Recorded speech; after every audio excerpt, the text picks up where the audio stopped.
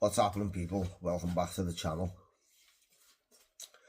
So, unfortunately, Arsenal lost the Champions League final on penalties to PSG. First of all, guys, if I can ask you all to like, comment, share, subscribe to this channel, please, and this video, I'd be ever so grateful.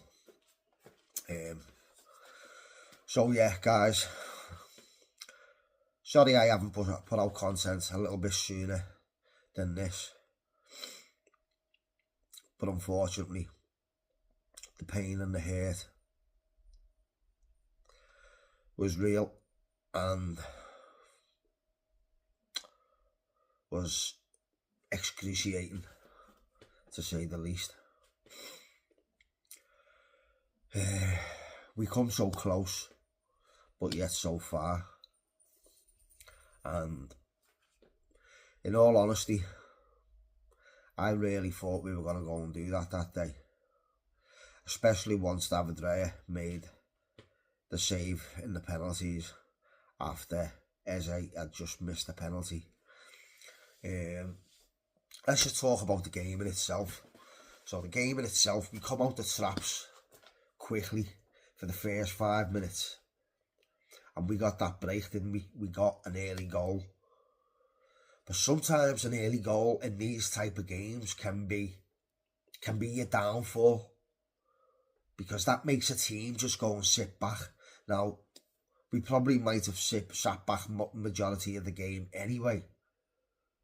But yet we don't know, do we? But in all honesty, the fact that we sat back wasn't that much of an issue to us, because, or certainly wasn't much of an issue to me, because in all honesty, PSG did fuck all, did they? For all the talent they've got in the squad, and as great as they are, they didn't really cause us any, they didn't really, you know, what did they create? They were left with 20, 25, 30 yard shots from distance, which we were quite happy for them to do. You know, I think in the whole game they might have had 15, 16, 17 shots, but they were all restricted to 20, 25 yard shots, which we were quite happy for them to do. The majority, like the end of the game, they only had about 2 shots on target.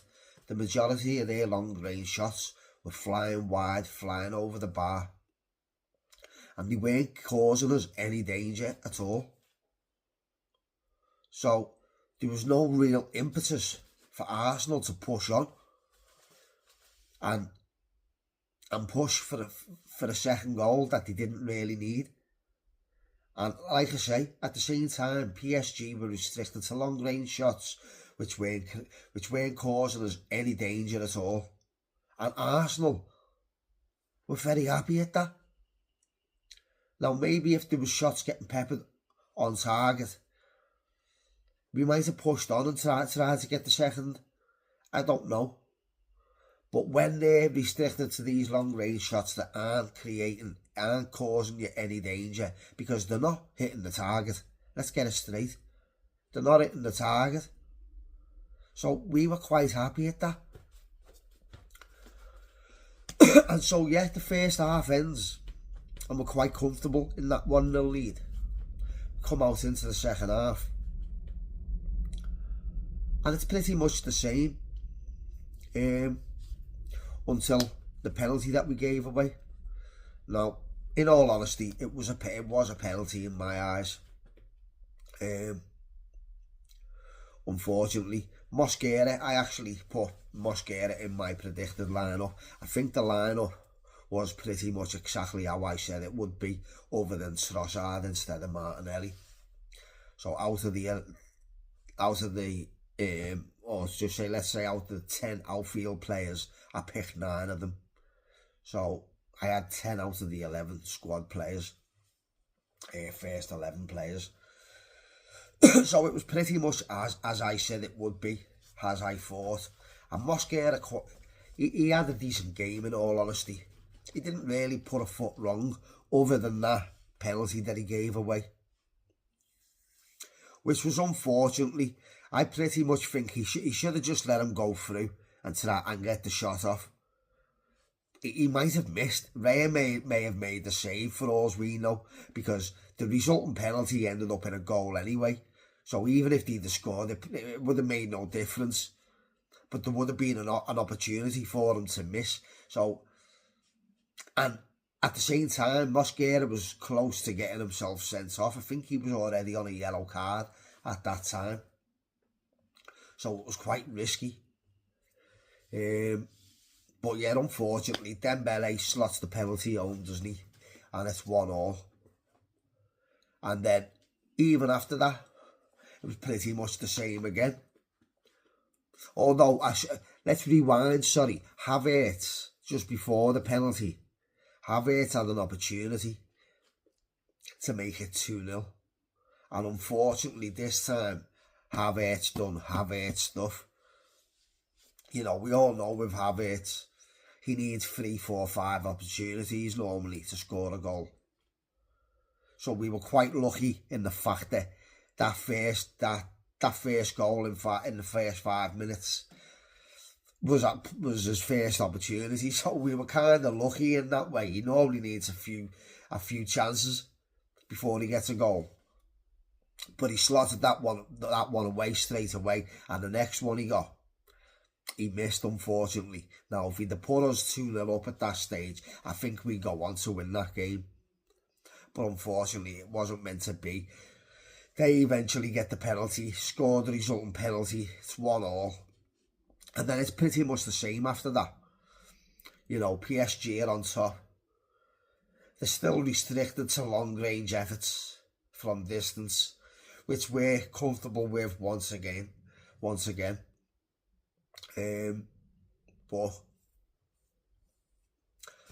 yeah, there wasn't the game just run out like that, didn't it?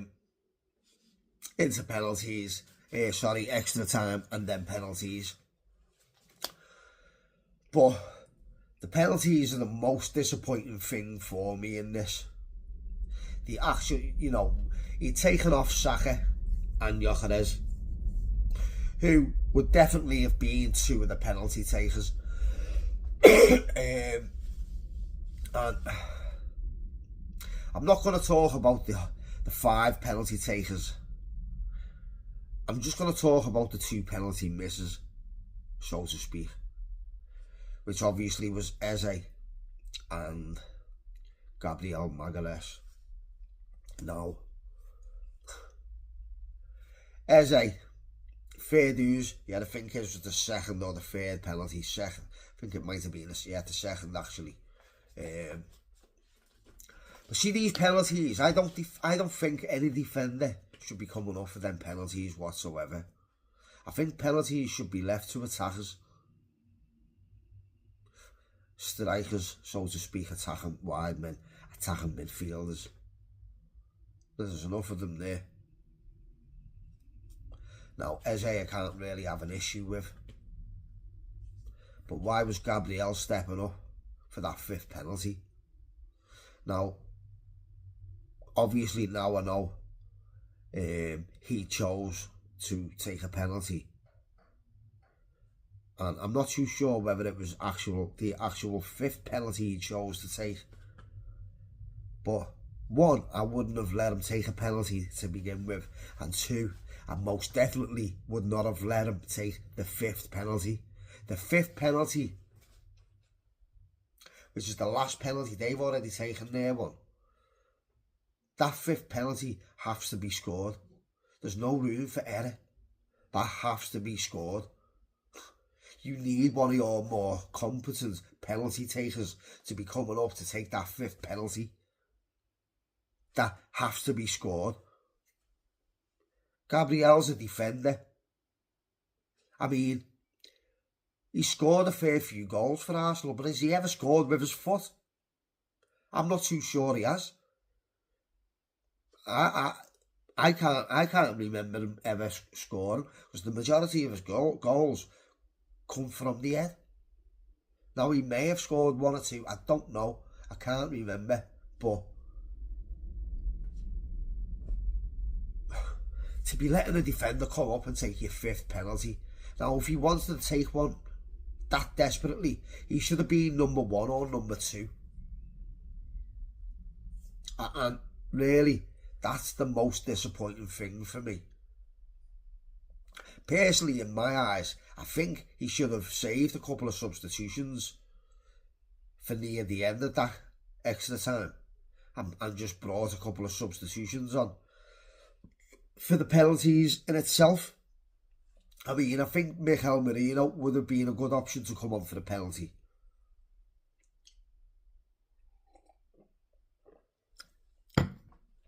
And he's fit enough. He may not have been fit enough to be thrown in for some minutes, but I'm pretty sure he could have come on to take a penalty.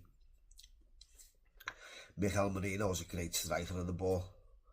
And I'm pretty sure there's 1 or 2 other players that were on that bench that would have been better strikers of the ball than Gabriel. I mean, what he's doing, hitting the ball high anyway, and more so as a defender yet again. Now, I'm not saying defenders can't be good strikers of the ball, because they can. Calafiori, another one. I'm not too sure if Calafiori actually took a penalty. I can't remember, to be honest with you. But if he didn't, he probably should have, because he's a good striker of the ball. Now, yeah, it's disappointing. There's not much we can do about it now. And I kind of said to myself, I knew it would hurt because I've been through hurt and pain so much in the European finals. I've seen us go on and lose a Cup Winners' Cup final against Real Zaragoza. The Naeem penalty, the Naeem halfway line lob, when he lobbed David Seaman. I've seen us lose a UEFA Cup final to Galatasaray. I've seen us lose a Europa League final to Chelsea. And I've also seen us lose 2 Champions League finals. I'm pretty sure there may be another UEFA Cup final loss in there. I'm pretty sure there is.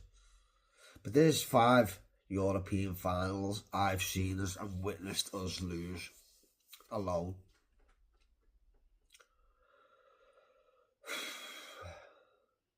And I knew I'd be hurt, because I'm too emotionally invested. I mean, we all are when it comes to finals, but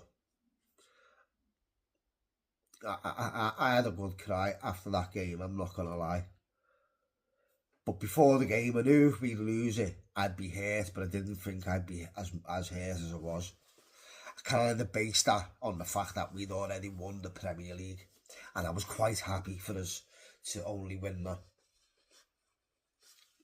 If that was the case, which obviously was. But I'm just struggling for words to say right now, guys, because this is exactly why I've given it a day or 2 before doing this video. But the emotions and the feelings are still raw for me. And I'm still hurt. But you know what? I'm hurt, but I am still happy. And I am still proud of this team, these players and this manager, and the club, the owners. I am proud of everyone to do with that club, all the backroom staff, everyone. They've all played their part this season, like I said, including the owners. And even Andrea, his name's gone out of my head at the minute. It's about 6:30, 7 o'clock in the morning when I'm doing this video, guys, so it is quite early. But everyone at the club has played their part today, this season, sorry. And I'm very But I am very, very optimistic about the upcoming season. You know, Josh Kroenke's come out, he said all the right words, and I do believe that this club will not stand still. They will not rest on the laurels. No. Yeah, I said this season we would go on to do something special. And I still think it was a special season for Arsenal. Winning the Premier League is still a special thing, especially after 22 years. Yeah, I believe we'd win more cups than we did. Unfortunately, we lost 2 finals, one of them being on penalties. But we were so close to doing a double or a treble, weren't we? But unfortunately, it wasn't meant to be. But, you know, there's no more we can do about it, as the guys. We just have to kind of accept it. Go out in the summer, make the right additions to the squad, because there's going to be a couple of players now that leave this squad, no doubt, and there'll be a few coming. I mean, these links with Junior Krupi and Morgan Rogers, they are 2 players that I would absolutely love to see at this club. I think they're the 2 of the type of players that we need as well, especially over on the left. We definitely need someone over on that left-hand side. But also, Bukayo Saka, he needs to find his form again. He needs to get back that form of the old Bukayo Saka before his injuries. Because if he has another season next season, like the one he's had this season, I think the writing will be on the wall for that, for him then. Because if he can't reproduce his old form next season, I think that's kind of telling you these injuries have kind of hampered his progression. And if he stagnates and doesn't get back to where he was, get back to his best on a regular, consistent basis, then questions need to be raised about him. Because we can't have another, we literally can't have another season with an attack like we've just had. Victor Gyökeres had a decent season in the end, but over on the wings, left and right, no good at all. I mean, Trossard had a decent first half of the season, second half poor. Martinelli, poor all season really. Over on the right, Saka, poor all season. Madueke had a couple of good games here and there, but for the most part, I mean, there was an opportunity in the final against PSG when he come on, and he beat the defender, he beat his man, and instead of whipping it straight in across the box, he does not what Noni Madueke does best. Runs it to the byline and tries to cut back. That absolutely does my fucking head in, mate. And I'm screaming at the telly when I'm watching it. As soon as he beat his man, he had an opportunity to whip it straight in across the box. Not cut it back. Whip it across the box. But, you know, let's just forget about all that now anyway. Like I say, Noni Madueke's, when he gets his opportunities, his final ball, his final decision making needs to be better. He needs to just stop running it to the straight right to the byline every single time. Majority of times he does that anyway. He fucking runs it out. But yeah, there's not much more to say on it, guys. Yeah, it's disappointing, but Arsenal have had a great season. I'm so proud of everyone at the club. But we go out there, have a good summer, make the right signings, come back stronger next season. And what will be, will be. But one thing I do want to mention is all these rival fans. You see these rival fans laughing and mocking us, taking the absolute piss. Like, are you having a laugh? You got rival fans from clubs finishing fucking 17th or way down in 8th, 9th. Clubs that have had nightmare seasons anyway are nowhere near winning trophies, and these rival fans are laughing, even ex-players. And you know what the most embarrassing thing about it is? They're parading themselves round in fucking rival fans' tops, rival fans' club shirts, and these are ex-players as well. It's absolutely embarrassing, mate. And you got ex-players, ex-professional players wearing shirts of other clubs to just try and diss Arsenal. Arsenal have always been hated. As long as I've been a fan, and I've been a fan of Arsenal since the 80s, since the mid-80s. And it's laughable, really. It is absolutely laughable. But, you know, allow these haters to keep hating. Because if we can turn all that into fuel, into energy, into motivation, then that might be a good thing for us.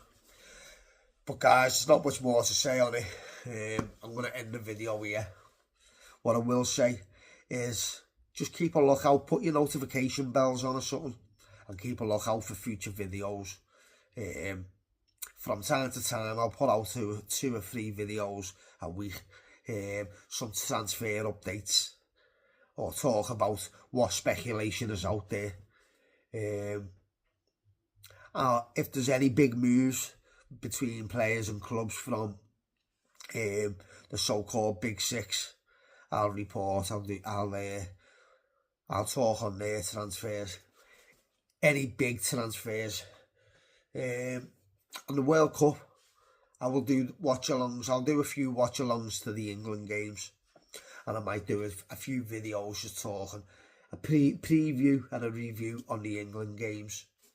So I will be putting content out there, guys. You'll just have to keep a lookout for it, or put your notification bell on and be notified when I do put a video out. So guys, I'm going to end the video here. If you like the video, give the video a big thumbs up, comment down below, share the video far and wide, and please subscribe right down here. Doesn't cost you a penny, guys. It's free. So guys, one more time, Arsenal, I am very, very proud of you. We're happy. We are Premier League champions, and we hope to go and regain that title next season. And hopefully we can push on in the Champions League. Arteta's got to a quarter-final, a semi-final, and then a final. Progression each year. Yeah, we lost the final. Hopefully we can reach the final again, and this time win it and take it to the next step, just like he has done from quarters to semis, semis to final, final loss, hopefully final win. But guys, I'm Scouse Gooner, peace out. Come on, you Gooners.